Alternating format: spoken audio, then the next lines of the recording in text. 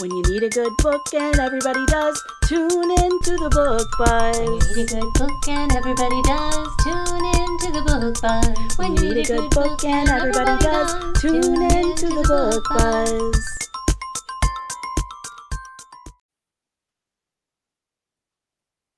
Hello, honeybees.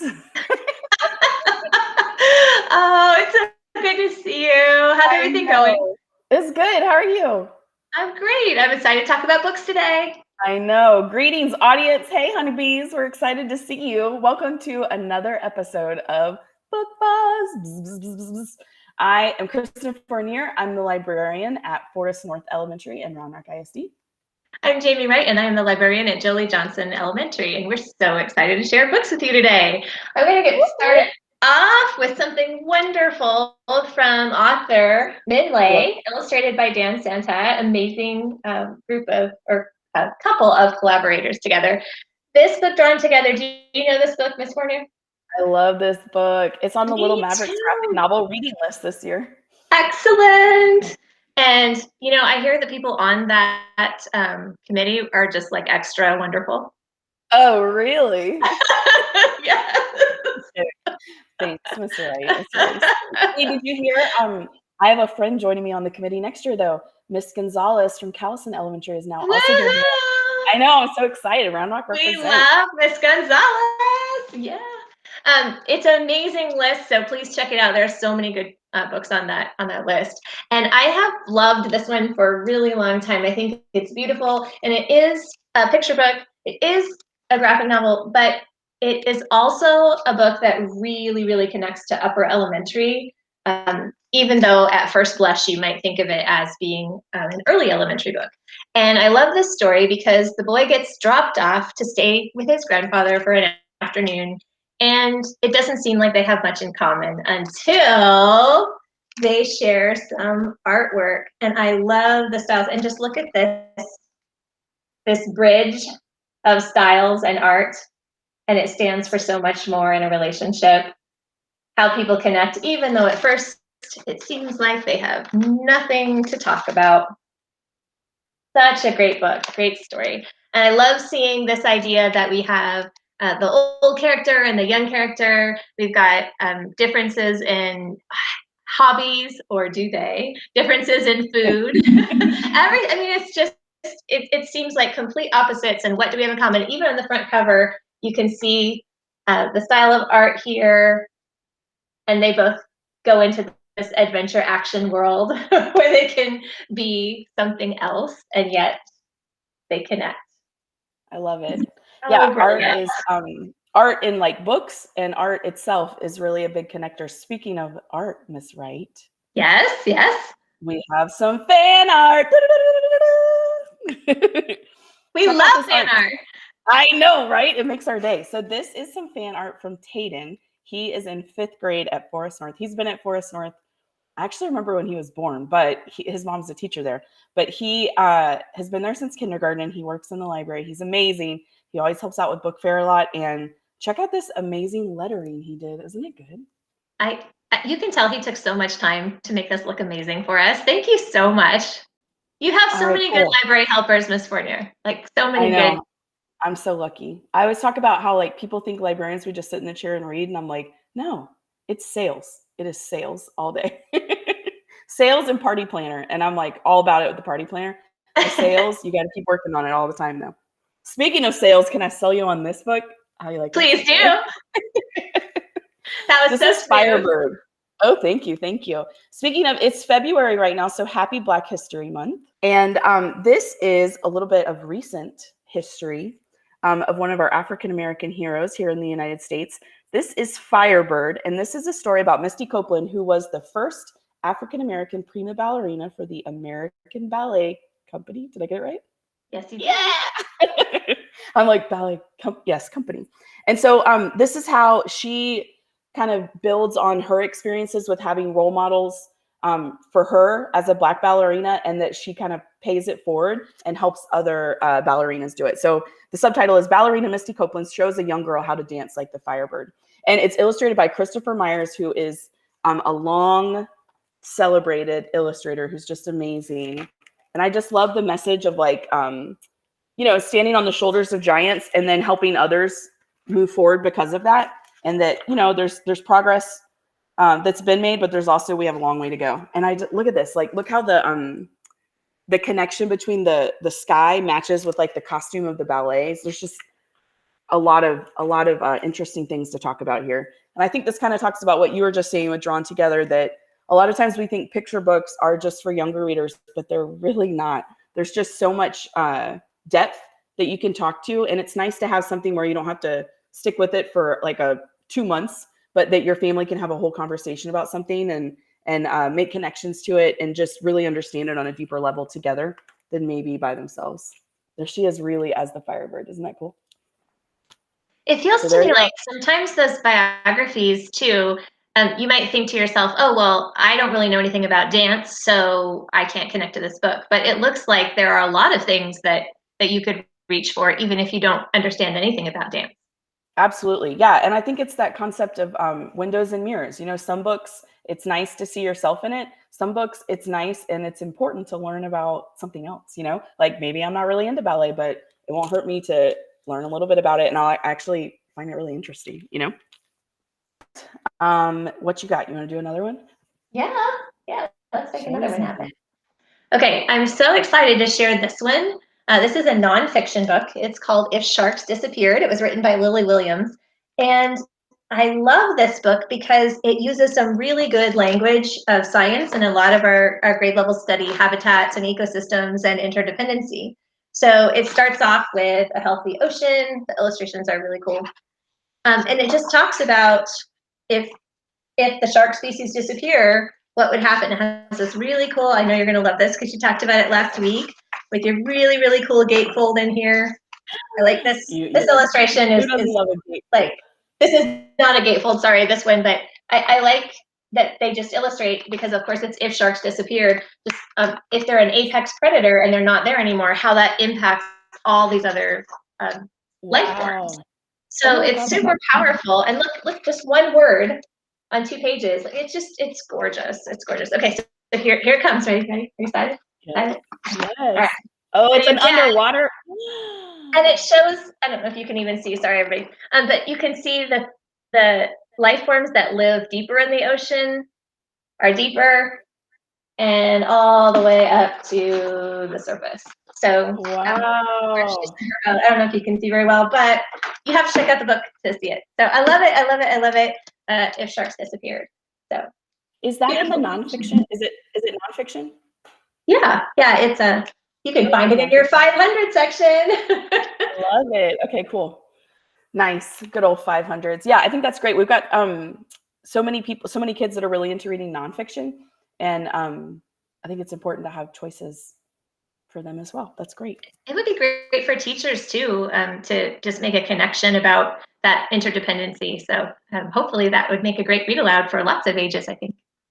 I think so too. And just fun. Like people are so into sharks, you know, like Shark Week is such a big thing. Yeah, cool. Okay. Who doesn't love Shark Week? Do you watch Shark Week? It makes me nervous. You like it? I can't. I'm just fascinated that it's a thing, right? Like that there could be a whole week dedicated to sharks. That's phenomenal. Me too. My daughter and I are really into week, playing Penguin Week. So, you know, that's something I can get behind.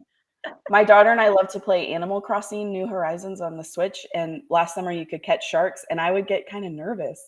You could see like the fin in the ocean and I'd be like, I had to do it, but I'm a little nervous. But I did it. I caught them. It was really fun. It was really fun. They're so important. They're an apex predator. We need them. So we have to appreciate them. You're right. I saw that ocean without them in that book. That's not good.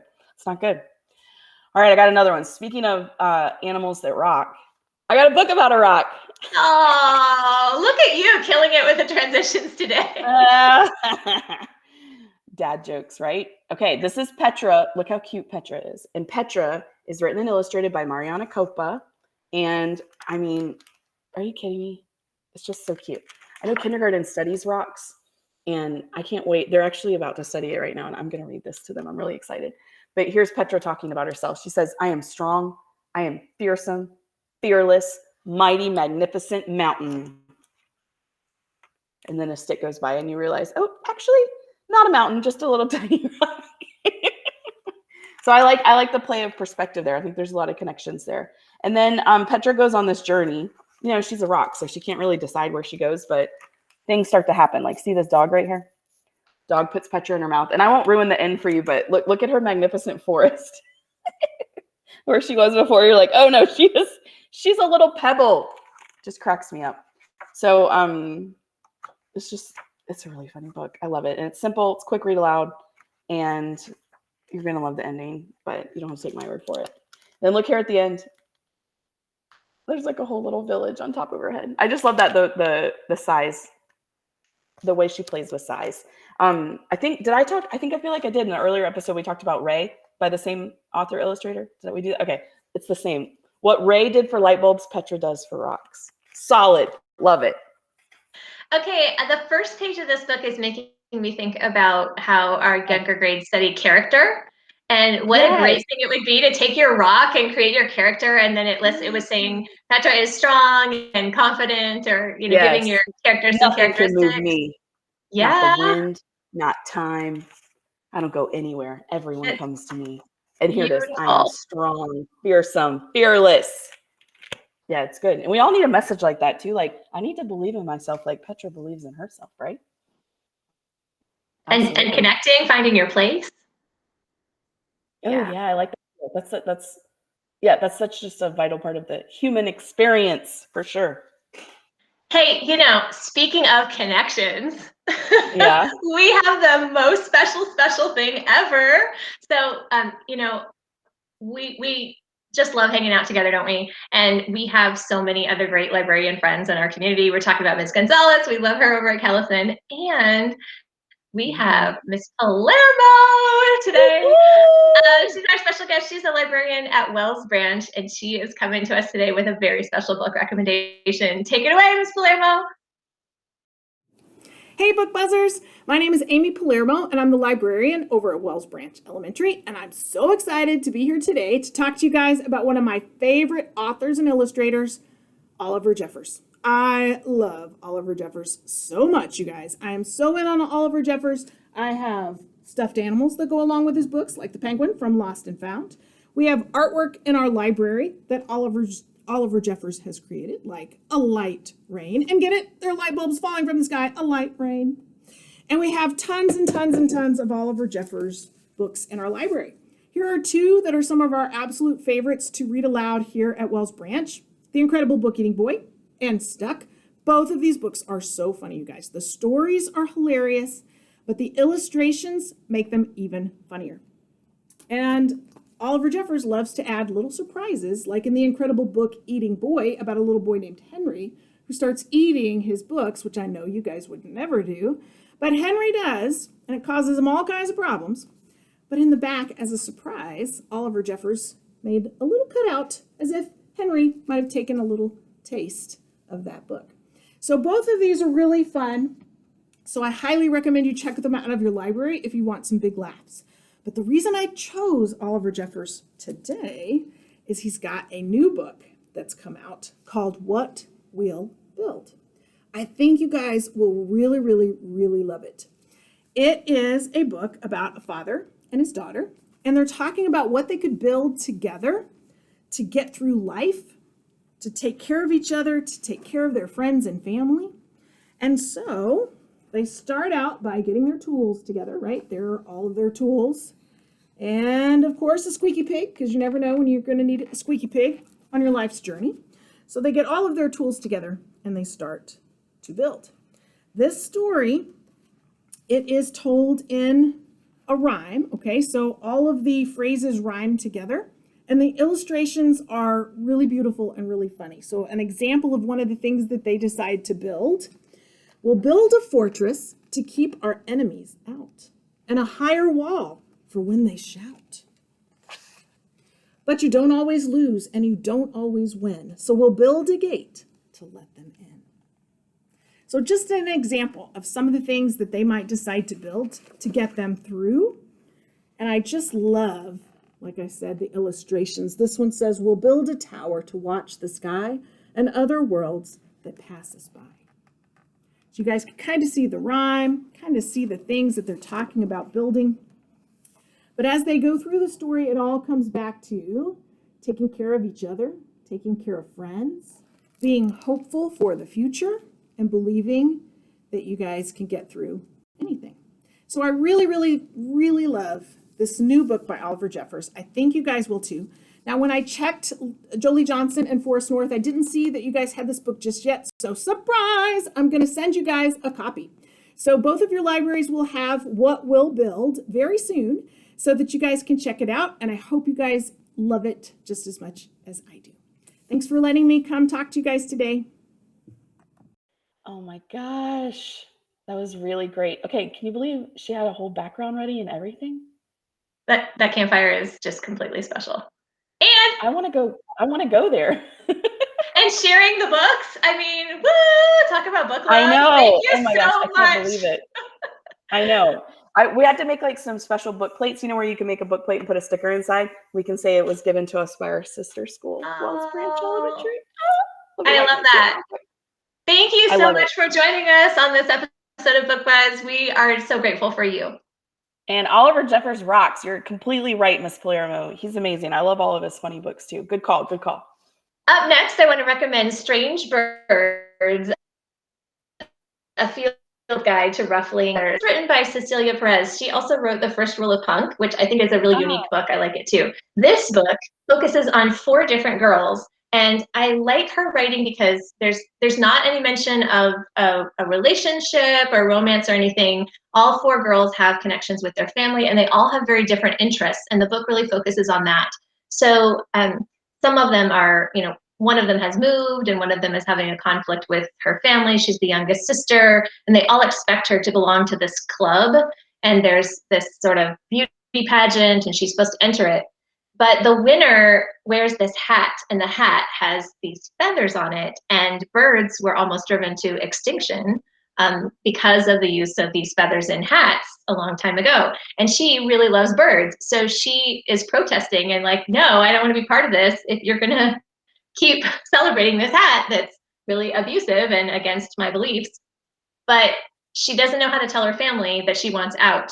So all 4 of the girls are looking for friendship and for different kinds of things, and they're all breaking rules a little bit, and they all find each other and come together. And so it's so great about finding a way to stand up for what you believe in, but also, how far is too far to break the system. And the First Rule of Punk also deals with that. Like how do you push the system when you know that there's something wrong with it, but how far is too far? And that question to me is really interesting. And so this book, I think, has a lot of great things to offer a lot of our upper elementary readers. I really want to read that. Can I see the inside? What does it look like on the inside? Is it illustrated at all? No, I really have it, but I haven't even seen that one yet. Yeah, it has a little cue at the beginning of each chapter, but nothing that gives too much away. It would be great though if they had now that you're saying that, if they had little diagrams of the birds and of the other interests of the girls, that would be kind of a cool. That's kind of cool. That's kind of cool. They meet in a tree house. A tree house. Yeah, I mean, I want to be in their group.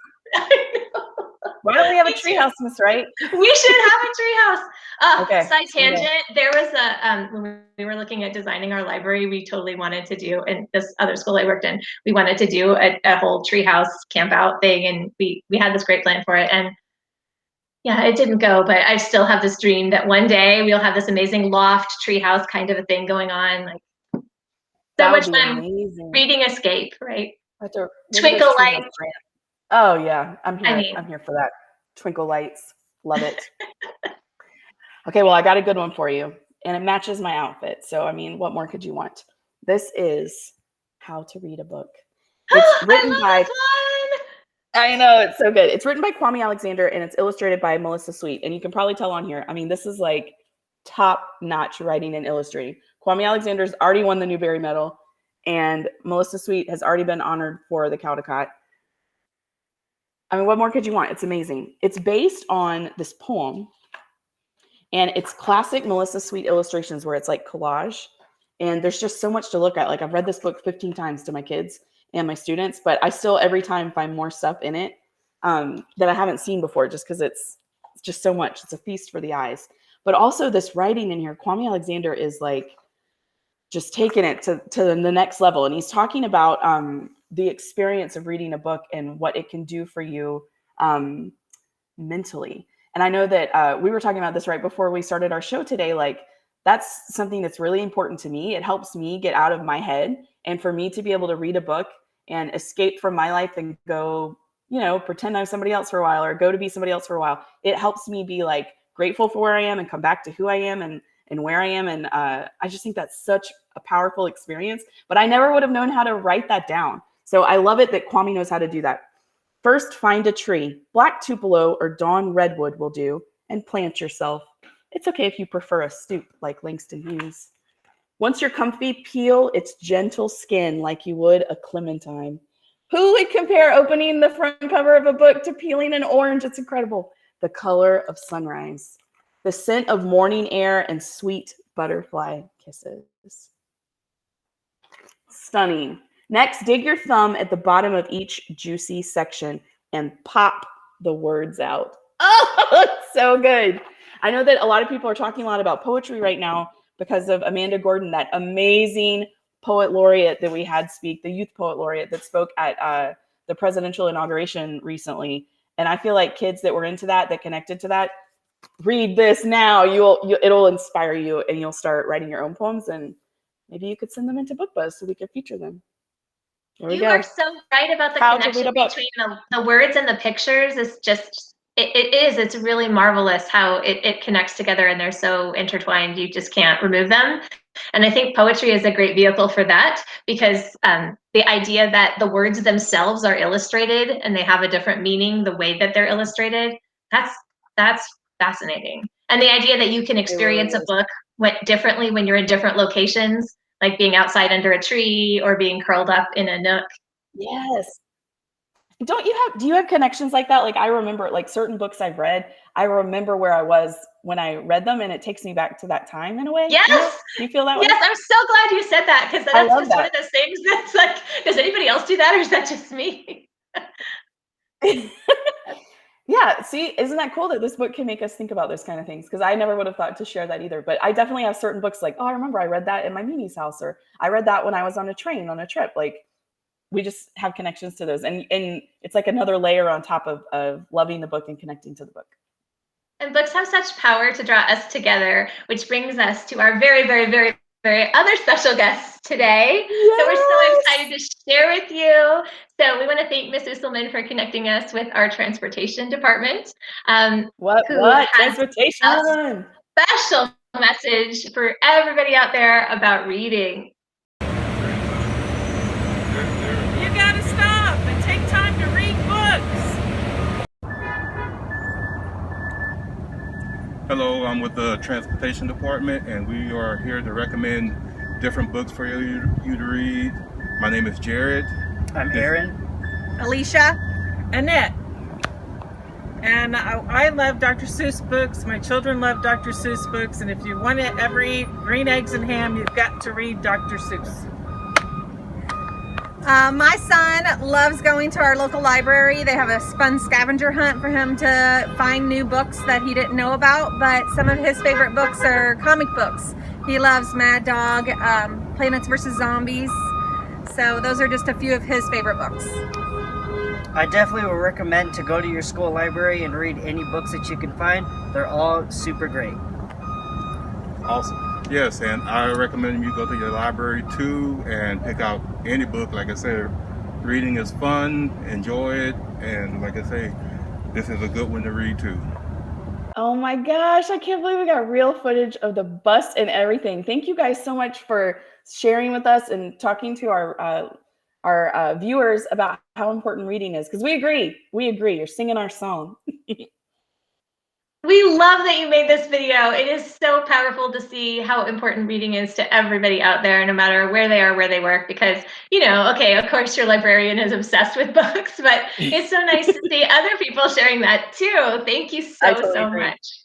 And I was hoping that maybe we could get one bus driver, but to have 4, it's just so great. Thank you guys so much. We really appreciate it. I feel like we just have the best people that we get to work with all the time. I agree. Special thanks today to our guest, Tayden, our fan artist, and Miss Palermo at Wells Branch Elementary, and to our amazing 4 bus drivers in the transportation department of Round Rock ISD.